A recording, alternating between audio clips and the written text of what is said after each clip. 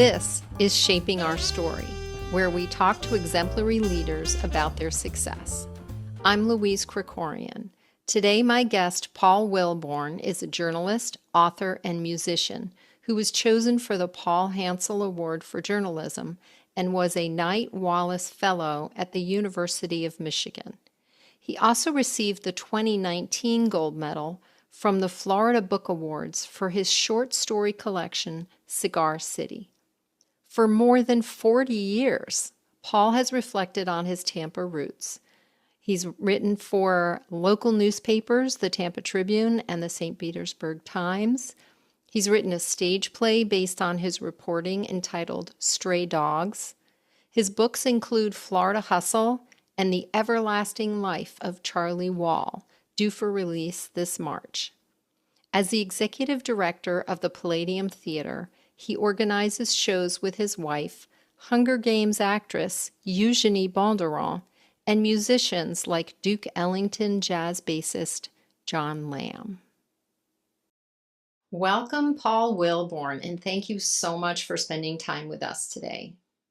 Happy to be here, Louise. Thanks.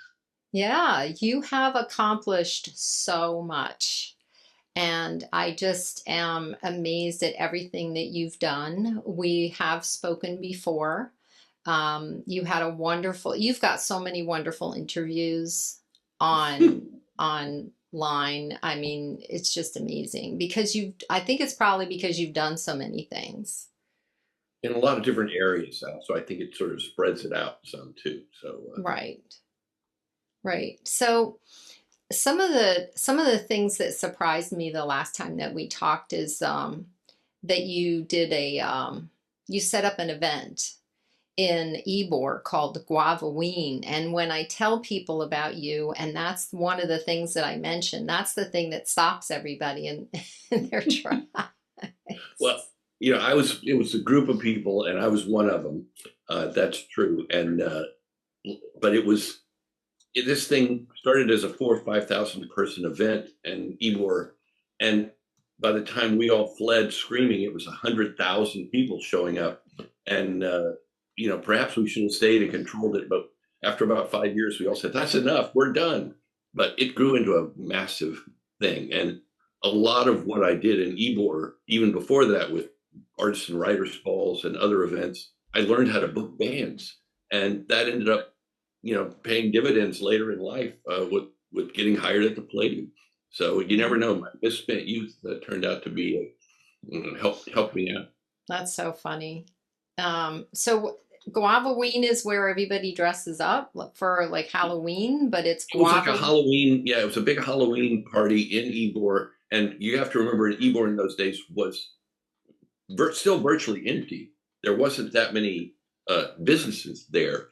So we did a giant parade, a crazy satirical parade that came down 7th Avenue, and Mama Guava was the queen of it, and she rode in on an elephant, and it was a huge, crazy thing, and people dressed up, and we started with 4,000 or 5,000 people, and it just, apparently the idea, people liked it, and it grew, and it was a benefit for a theater company, and we eventually handed it over to the Ybor Chamber to run, because we were all just doing it out of love, and we didn't have a great structure, but it's amazing, if you get the right idea, people do turn out. So it's interesting. You make me think about something that I did when I was probably 13 years old. My best friend and I in high school, we produced a gong show. And it was, I mean, we're talking about the 70s here, but it was the first gong show ever done in the high school, and we were freshmen. I have no idea where we got the guts to do it, but where did you get the guts to come up with an event in Ybor City, which is here in Florida? And some people might say it's a rather wild town. I don't know if I'm saying that lovingly for everybody who loves Ybor. Yeah. Well, in Ybor, Ybor, what people tend to forget is that in the 80s, Ybor was much like the East Village in New York, an immigrant district where all the buildings were pretty much empty, and artists came in and rented them for cheap. You could have studios, you could have apartments. There were amazing places with terrible plumbing, but really great spaces. And I was part of this group who were, I didn't live there because I had a job. So I actually had a place in South Tampa with plumbing, but I was in Igor all the time. And we started throwing parties under the leadership of a guy named Bud Lee, who's a wonderful artist and photographer. And thousands of people would show up. This was before Guavallini. And you could make all the noise you wanted because there was no one there to disturb. And so these parties filled the clubs. And we really believe, and I don't think it's a brag, that Ybor became an entertainment district because we showed you could be an entertainment destination and that people would turn out. And so it really grew from there. Not always the best way, but it grew from there, you know. But I think it really speaks to the confidence that you had in creating something. So talking about confidence for you, I think you growing up in Tampa, Mm-hmm. and your parents were very supportive of you. And yeah, I think, go ahead. You don't have anything that was sort of a really difficult challenge growing up in Tampa, going to school, going to college, knowing that you wanted to write. But when did you know that you wanted to write? How old were you? Well, I was writing I was then junior high school. That's, you know, they didn't have middle school at that point. I was still in junior high, and I was editing the newspaper, a little campus paper, and I was the editor in high school. And I've teased my mom. My dad died when he was 64, so we lost him kind of young. But I told him I had two loving parents, and I told my mom, still I joke about it, I could have been a really great writer, but I had too much love as a child. You know, I was very supported. You know, we were not rich, but we were happy, and my brother became a Broadway performer. I was able to follow my stuff into journalism, and I never worried about doing something. And so I guess if it was confidence or if it was just stupidity, I don't know, but I felt like, hey, let's try something. And oftentimes those things worked. A few of them fell on their faces, but a lot of them worked. Well, I think it's interesting when you talk about your parents being supportive, and I'm sorry that you lost your dad at a young age. But I was reading some research, and it said that 64% of people, now I don't know how large the sample size was. I don't know if they only interviewed 10 people or 100 or 1,000, but 64% of the people who were asked said that their parents and their family was supportive. That makes me think of the 40%. I mean, we're almost at 50-50 if we're talking 60-40, right? I think it's luck of the draw, you know. I was very fortunate. They gave me piano lessons, you know, they encouraged me to do my creative stuff, and my brother as well. And and we also had an extended family of grandparents, and my great grandparents who lived till I was 12 were Sicilian immigrants who lived in just outside of Ybor City. So I don't know, I had a very big supportive family. It made you feel like you could go do anything because you had this safety net below you. You know, you were never going to drop that far. So something must have maybe inspired you to be a writer, because if you had Sicilian grandparents, you had a lot of food around you, right? We ate a lot.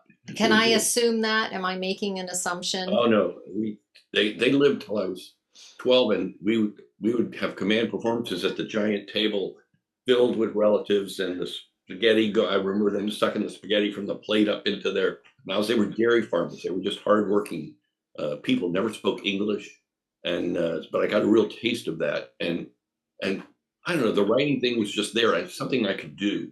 And it's something that came to me pretty easily, kind of like playing the piano came to me fairly easily, and singing. So all those things were just things I just continued to do, you know, throughout my life, just because they're fun. So what were you writing about?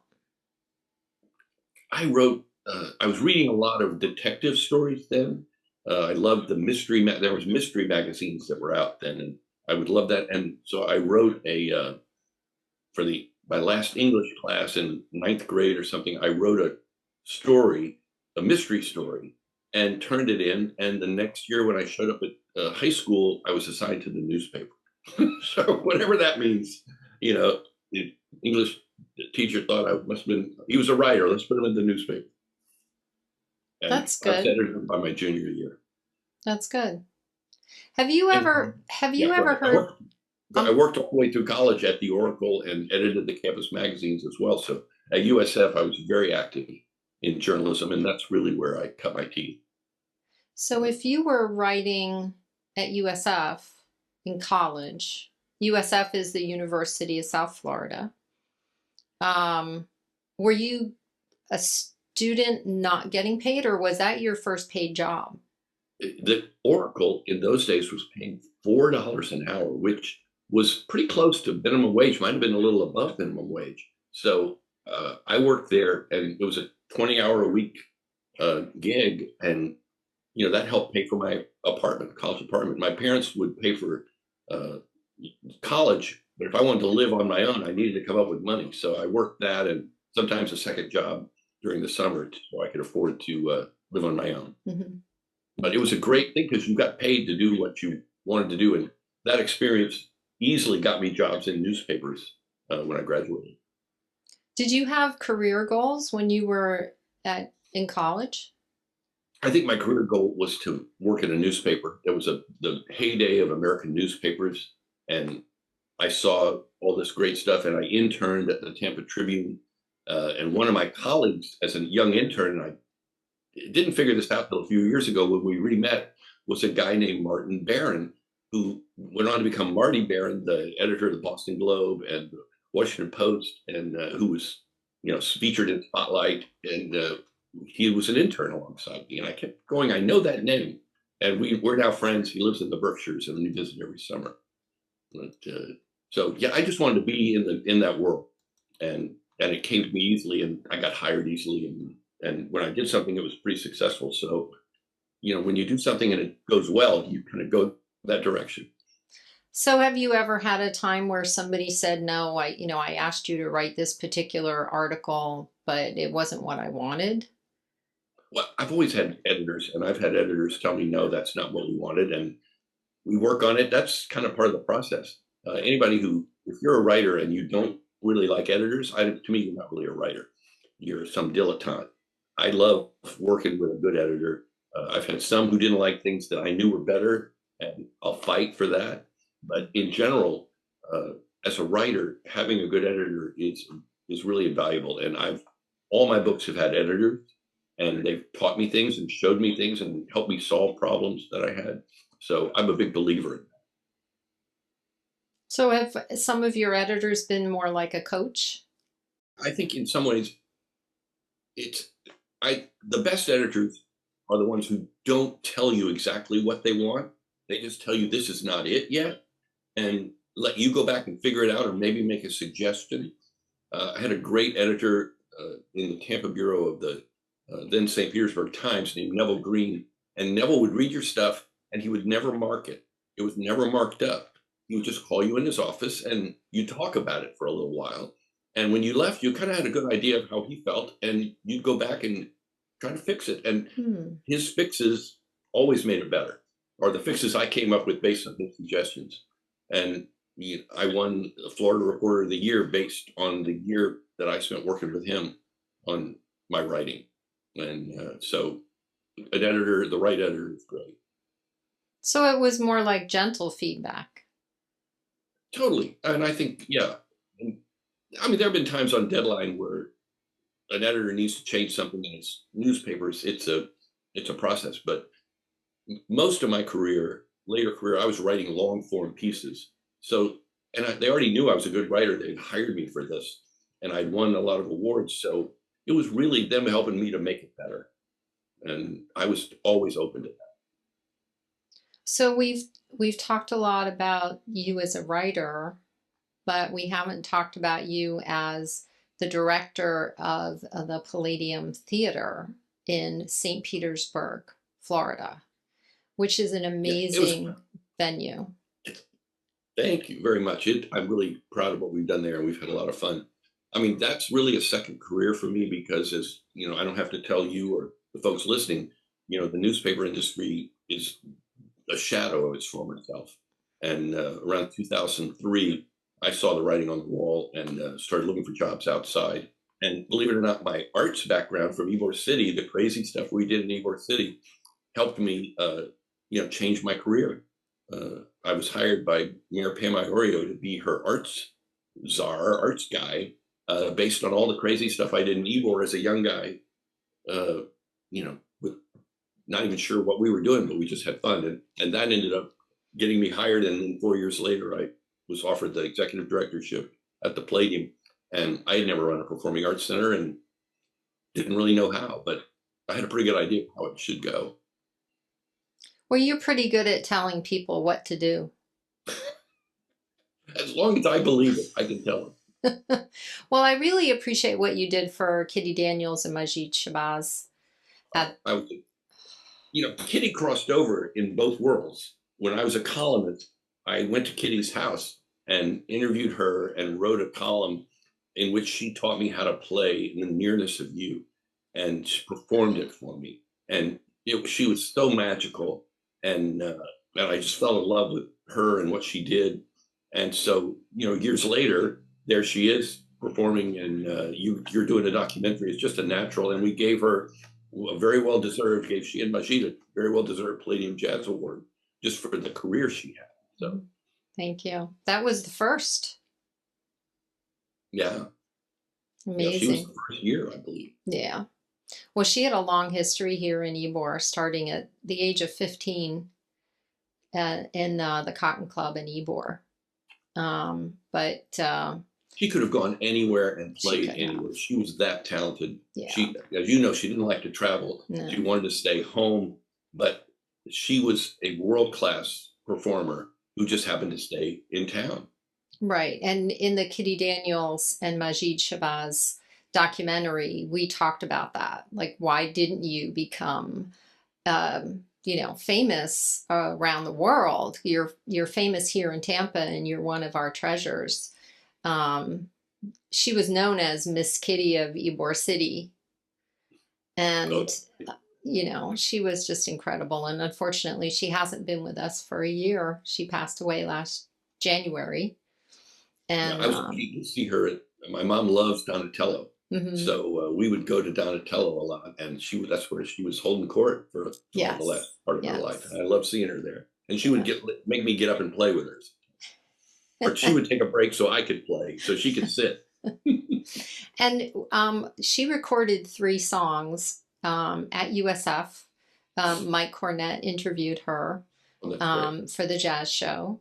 And The Nearness of You was one of the ones that she recorded. So that's actually on a CD. Oh, that's great. I'd love to hear that. Yeah. So I'll send you the link to that. That's on Spotify. So we're talking about you being a writer, and we're talking about you being at the Palladium. And that brings us to the thread of Stray Dogs. Well, Stray Dogs was, as a journalist, you write a story about someone, and the newspaper does not want another story about those people. But to me, I started meeting these characters who really resonated with me and had more to say. And so I had a chance to be part of this group that was at the Performing Arts Center. Wendy Lee put it together at the Off-Center Theater, and we studied performance for 6 months or 8 months, and then we all produced shows that ran over the summer. And I wrote that show, and it was all from notes and tapes I had of real characters, but I put it into more of a theatrical format. I played one of the characters. I hired other actors, and it came out really well. We ended up doing it at the University of Michigan when I had a fellowship there in 98, 99. And wherever it's been done, it's gone over really well. And you've also written Cigar City and Florida Hustle. In, I guess, 2015, I'd sort of gotten the Palladium where I was no longer fearful that it was going to come all collapsing down on me. We sort of stabilized it and got it into the black. And my friend Bud Lee, who had been our sort of guru in Ybor, passed away. He was older than the rest of us. And so I felt like somebody needed to document that era, but I didn't want to do it literally. I didn't want to do journalism. I'd done enough of that. I wanted to write fiction. So I plotted out 9 stories based on things that might have happened and people I might have known. But really, by the time it all gets said and done, 90% of that book was fiction set in that world because it was such a magical world. Mm-hmm. And the book, it won the gold medal in the Florida Book Awards. And I was really gratified because as I early on doing it, I would send the stories around and they weren't getting well received. Mm-hmm. And I applied for a grant and got told, what the hell is this? And so when the book went out and won the award and got a lot of good coverage and people bought it and liked it, then that was very gratifying. So that's another thing about keeping on, because the obstacles, if I had listened to the critics before that book came out, I would have put it all away. And I'm so glad I didn't. Me too, because it is hard. It's hard being a writer. It's hard putting yourself on a page is what I think writing is. I used to teach language arts and history, and I know how hard it is for students, especially in middle school. Some more than others. Some really like to write, some not so much. And just to start writing is hard enough. But then when you have a story, what do you do with it? And then if you share it, what are people going to say about it? So you really have to be, I used to tell my students, more like a turtle, where you have a hard shell on the outside, but you still have a warm heart so that you can still move forward. But what do you do in an instance when, how did you get through that time where you weren't getting good reviews, you weren't hearing good things about your book? Yeah, fortunately, all those were before the book actually came out. So it was more just, I was, sending out stories off for things. And I guess because I had a track record as a successful writer and had won a lot of awards for my journalism, I felt like, I think this writing is good. I felt strongly about the stories. And so some of it was sort of damn the torpedoes, I'm going to keep going. And there was one point where I was pretty down and I got a note back from one of the national publications that said, you got an honorable mention. So it wasn't a win, but it was an honorable mention. And that was enough to really say, all right, doggone it, I'm going ahead. Yeah. And when the book came out, it was a really bestseller in the Tampa Bay area and around Florida. And people liked it and people still talk about it. So say the name of the book again so we can run out and get it. It's called Cigar City, and the subtitle is Tales of a 1980s Creative Ghetto, because Ybor was sort of a creative ghetto. A ghetto a ghetto just means a place where a lot of similar people live. And it was all artists, and it was just a really exciting time to be there and to be young and having fun. And I wonder if that speaks to your upbringing as well, where your grandparents were around and I'm sure you heard stories of their upbringing in Sicily, and to gravitate towards Cigar City. We know Ybor City as Cigar City because it was started by Mr. Ybor, who created a thriving industry around cigars, making cigars. Right. And that industry really put Tampa on the map. Mm-hmm. And it brought so many immigrants here, including my great-grandparents. And Tampa without the cigar industry would be a pretty boring place, mm-hmm. even today. I mean, it really gave Tampa the flavor that made it incredible. And it was this big melting pot. Ybor City in my great-grandparents' day and my grandmother's day was Italians, Sicilians, Cubans, Spaniards, mm-hmm. A lot of Jews from Eastern Europe who came and everybody it was that immigrant story. And, what's funny in light of today, there were headlines in the newspapers in those days and people speaking out saying, this is the death of America. All of these low rent, dark-skinned immigrants coming to America will destroy our country. Well, guess what? It made our country the greatest country in the world. Mm-hmm. And anybody who doesn't understand that is fooling themselves. Yeah. Well, I know something I had a hard time understanding that you and I have talked about is your book called Florida Hustle. Yeah. It's because it's basically a screenplay that's been converted into a book, but you're reading storyboards. So There are, yeah, I yeah. mean, I've worked in film, as we talked about, the Kitty Daniels and Majid Shabazz documentary.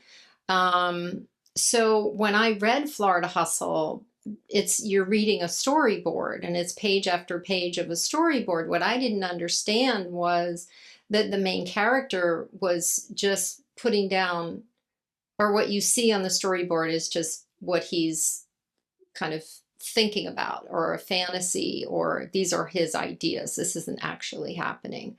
It's a fully fleshed out book, but there are, and we actually I hired an artist friend of mine to draw the storyboards, and I said, don't make them too good. I wanted to look like a 16-year-old drew them, because my main character is actually 17 at this point, and he's obsessed with a scream queen. The book is set in the 80s, early 80s, and after Friday the 13th and Halloween, there were over 400 slasher movies were made by Hollywood, and a lot of them were made on the cheap in Florida. A lot of my actor buddies got killed in the woods, in Florida, in making bad slasher movies. And so he's obsessed with a scream queen, and she's shooting in the Everglades. He lives in Palm Beach, and he's determined to get to her and show her better ways for her to die. But everyone else just thinks he wants to kill her. So it makes for a comic, fun novel, and it's sort of a road novel.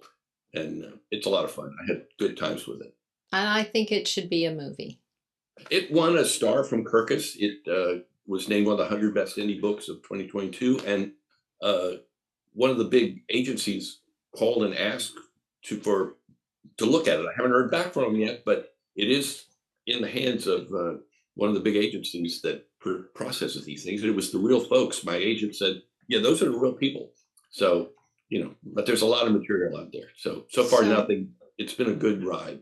So I think, now that you've explained to me before the story behind Florida Hustle, I'm wondering if your agent has any connections to Reese Witherspoon. I don't know. I'll have to talk to him about Well, we'll have to look into that. Yeah. So, Yeah. Well, the other thing, talking about movies, is you've married a movie star. I did. And we met in Los Angeles. I was working for the Associated Press, and she was living up there. And I think, and when I, met her, of course, what you did and still do, I guess, is Google the person. And she showed up as in movies and TV, and including a vampire role, which she hates talking about. But so we got married and moved here, and she's done a lot of big movies since we moved here. And because you now can audition from anywhere, so you don't have to live in LA or New York so much anymore. So we're talking about the wonderful Eugenie Bondurant. That's right. I love her name. Just she's a great New Orleans name, and Bondurant's a great name. It's a family that French Huguenots who came, and they're spread all over the United States. There's a great movie called Lawless about these moonshiners in Virginia, and they were Bondurants, and based on real stories. And so it's quite a colorful family. But she's had a great run as an actor, and she's really talented and got a unique look. Nobody looks like Eugenie. No. So she's in films. So one of the films is The Conjuring 2. Mm-hmm. Devil Made Me Do It. And then also Hunger Games. She was Tigress in the Hunger Games. She's listening right now. she's off in the wings right now. And she hears her name, it just responds. Yeah. So yeah. But and she's done Marvel, and she's done a lot of TV and things. So she's had a good run, and she's ready to do the next project when it comes up. And she's also in your cabaret show. Yeah, we made her into a singer. She had never performed like that in public before. But when I put her on stage to do one little bit in our cabaret show, she stole the show. And so she's trained her voice, and now she's the star of the show. And people say, Eugenie is in the show, right? We don't just want you. We need her. So Wasn't the act was she had sort of like these big cards. She was holding up big cards that had I words brought on it out. them. We were doing a Cole Porter review and doing it actually at the Palladium before I got hired. This is how long that goes back. I was performing at the Palladium when they hired me, and I fired myself. I was the first person I fired. I said, no more of that guy. But we were doing a Cole Porter review. She had beautiful gloves on, and she was holding cards for birds do it, beans do it, and she would flip them, except the gloves wouldn't let her flip them properly. And she became like Lucille Ball. And when I'm playing, the audience is howling, laughing, and I'm thinking the song's funny, but not that funny. It was her. So she's a Yeah, star. she is. Yeah. She's a natural. She's just such a wonderful Put her actor. on stage and turn her loose. Yeah. She just did a beautiful video for us for our seat campaign because we're renovating the Palladium and we're selling seats. We've raised like $12 million for this renovation. And she had done a Nestea commercial that I don't think ever aired years ago, in which she played sort of a scowling, scary school mom, kind of, And so I wrote a script for her to do, and that's how we've been selling our seats. She's on the website. Is that scowling school mom saying, "Buy some new seats." So it's fun. She is scary in some of her roles. I wouldn't say she's scary in person though. She can't really watch horror movies. She's terrified of them. She gets up and leaves the room. But horror movies like her, and because she has got a great unique look, and she's done some pretty bad things. Yeah, but she's also on the runway in Paris. She modeled before her acting. She modeled in New York and Paris, and then in the Conjuring, her character is the villain, and she has to walk to where she's going to die, and it's a model kind of a walk. And Denma from then Balenciaga saw her and said, "Get her," and they reached out, and she ended up doing 6 shows for them in New York, in Paris, and I got to go to Paris a few times. It was great. Was it in the springtime? Yeah. I love Paris in the springtime. We were there every time. Cold, hot, warm, spring. It was beautiful. Yeah. And anyway, it was a really nice thing. And she was great in all those shows. So it's been a fun ride. Yeah. Well, you're also on stage with John Lamb.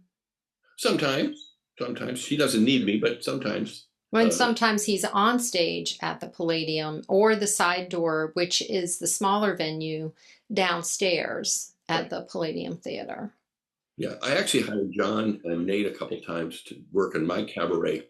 I don't pay myself to perform at the Palladium. Occasionally I'll get up and do something with John, but I try not to be the guy who shows up on stage at his own theater too often, because I've got plenty of work. If I want to work, I can work outside. Yeah. But John and I have done stuff together, and we're honoring him.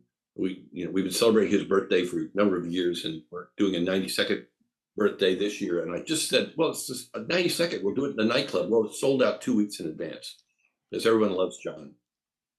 Well, he's so approachable. He really cares about teaching youth. He is a bass player, upright bass. And he worked for Duke Ellington and toured with him. That's a good.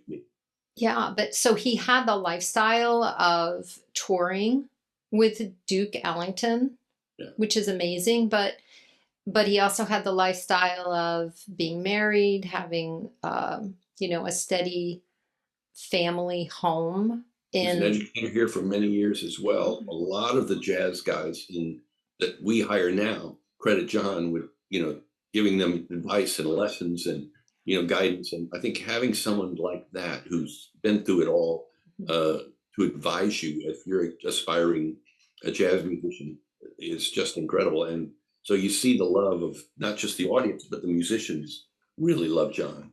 And he gives them hell. He does. He'll say, "Well, you're not playing right." I've watched him. He's not like this pushover. He said, "Oh, the beat's not right," or whatever. He lets them know. He expects a high standard. Yeah. But he did a beautiful show with Lisa Casalino, where she sang one of my favorite songs, a little bit of this and a little bit of that, which she wrote. And the two of them are just so beautiful on stage at the at the side door downstairs. But speaking to him being a mentor, who do you mentor? I have a godson who we talk all the time, and he's very proud of him. He's gotten his master's degree, and he's started his career, and he's just an incredible guy.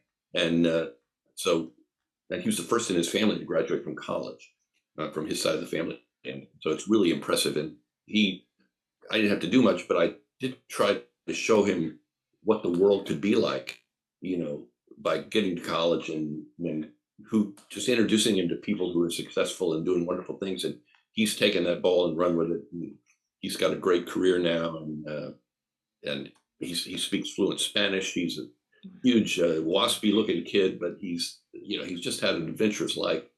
And then anybody young who comes in and needs something, I try to be open to that, because I got some of that, and I try to offer it back. Mm-hmm. We have a lot of young people at the Palladium who come through in part-time positions and performers, and I try to give them my best advice without telling them what to do, because you got to make mistakes. I made plenty of mistakes and learned from them. So with a minute left, how can we answer? I have 3 questions. So let's see if we can do this. Do it fast. Lightning. Okay. What do you hope to do next? I want to keep writing books, and I'm proud to say that we've raised enough money that Palladium will get a full renovation starting August 1st. So that's exciting. Okay. If you could give one piece of advice to, let's say, your godson, what would you think the best piece of advice be? Always be creative. Continue to always be creative. It pays great dividends. Okay. And what's the best way to contact you? Really, I'm on the Palladium website. There's a contact us, and my email is there. My phone number is there. And so if you just go into palladium.org, you can track me down very easily. mypalladium.org. O-R-G, yeah. mypalladium.org. Thank you so much for joining us at Shaping Our Story. Thanks to our guest, Paul Wilborn. His constant creative work is proof that he combines his passion with perseverance. If you enjoyed this week's episode, please leave us a comment to inspire us to grow. We'd like to know who you want to hear from. Who would you like us to interview next? Follow us and share this with a friend who would like some motivation. See you next time.